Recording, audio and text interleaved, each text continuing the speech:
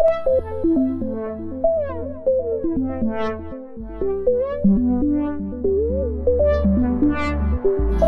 everybody, and welcome back to the Tonic podcast. I'm Alex Kapitko, and this is one of our catching up segments, so it's going to be quick and it's going to be just with me.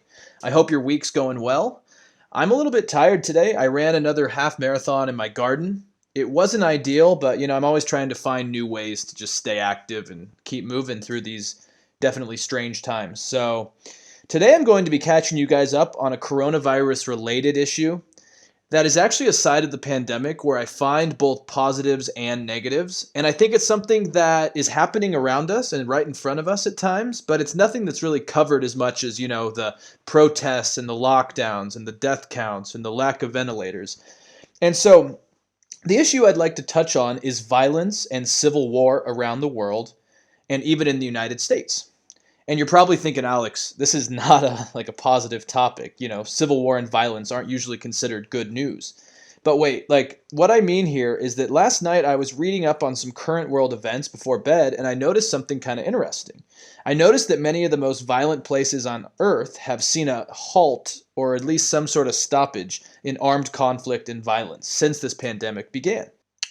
Now, I understand that this is completely correlated to people reacting to a global pandemic and staying home, but also panicking and just having this level of uncertainty in their lives. But that being said, in places such as Yemen, Syria, and even Chicago here in the United States, violence has come to an almost complete stop. And there could be something interesting here. What I'm seeing is that people are putting down some of their deep hate and maybe systematic violence, and are at least working together and abiding by some sort of a societal norm in order to fight this pandemic. So I will start with Yemen. Yemen has been home to an extremely violent civil war that has put Saudi-backed locals against the Houthi rebels. And this has been an extremely bloody and dismal affair. And it has led to potentially the most severe humanitarian crisis in the world right now. And it's also highlighted something short of a proxy war between Saudi Arabia and Iran. But last Thursday, however, when The Economist went to press, they reported that the Saudi-led coalition fighting the rebels in Yemen began a unilateral 2-week ceasefire. Now notice I do say unilateral, so that means that the Houthi rebels did not actually accept the terms of this, but I think it's an interesting beginning, and let me tell you why. Mohammed bin Salman, MBS, who is the de facto leader of Saudi Arabia's kingdom right now, basically started this conflict with Yemen as somewhat of a flashy PR stint. Unfortunately, the war turned out to be much more brutal than intended. The Houthi rebels fought much better than intended, and Iran got involved. And now public opinion inside of Saudi Arabia shows that most likely MBS wants to get out of this conflict. And so right now I think the Houthi rebels see this need for a ceasefire and a need for terms. And so even though they haven't obeyed this ceasefire, they have already put out their own terms. And according to The Economist, they demand that Saudi Arabia lift their air and sea blockade, they pay reparations for the damage they've caused, and they recognize the Houthis as the legitimate government inside of Yemen. Now, obviously, this is a laundry list, more of a dream list, but I think it's a start. I think it shows that both sides are realizing that alongside a pandemic, a crisis that is this bloody is just going to be impossible. And the coronavirus is just icing on the cake. Over 3/4 of Yemen's 28 million people need some form of humanitarian aid. And there was an outbreak of cholera last year that was one of the world's worst, according to the UN. And a lot of people think COVID-19 could be much deadlier. So I think we're going to need to see somewhat of cooperation, even if it's not completely long-term. I think it's a start. And now, while there is at least, I guess, the ripples of change inside of Yemen, I can't say that every civil war has had this same silver lining. Unfortunately, there were calls for a ceasefire in Libya between the UN-backed forces and a rebel militia, and unfortunately that did not happen. But I could see things changing there as well as this pandemic takes more of a stronghold potentially inside of Libya. Now, across the world, in Chicago, Illinois, there has also been a slump in violence since the virus spread outside of Asia. Stay-at-home orders have kept many potential perpetrators of crimes, as well as their victims, off the streets, and this has led to a remarkable fall in violence. Data on crimes recorded by a dozen police cities departments was done by Christopher Herman at the John Clay College of Criminal Justice.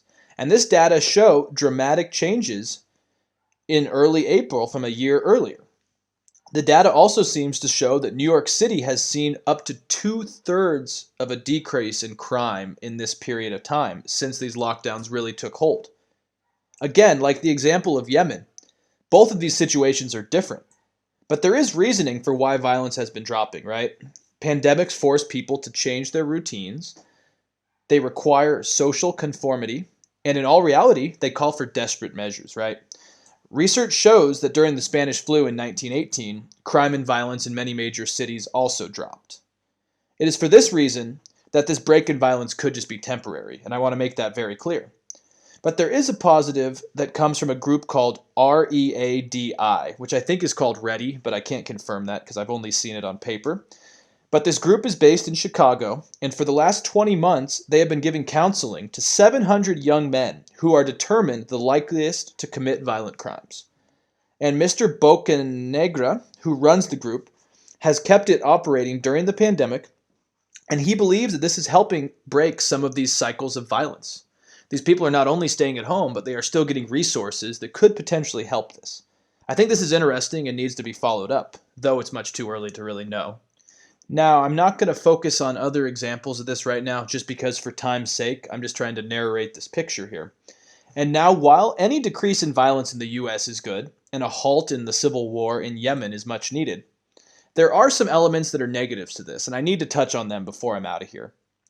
In a working paper released by the Center for Global Development on April 1st, called Pandemics and Violence Against Women and Children, the group of authors argued, and I'm putting this in quotes, times of economic uncertainty, civil unrest, and disaster are linked to a myriad of risk factors for increased violence against women and children. Pandemics are no exception. In fact, the regional or global nature and associated fear and uncertainty associated with pandemics provide an enabling environment that may exacerbate or spark diverse forms of violence. So clearly this is a disturbing trend, and it can already be seen in places such as Houston, Texas.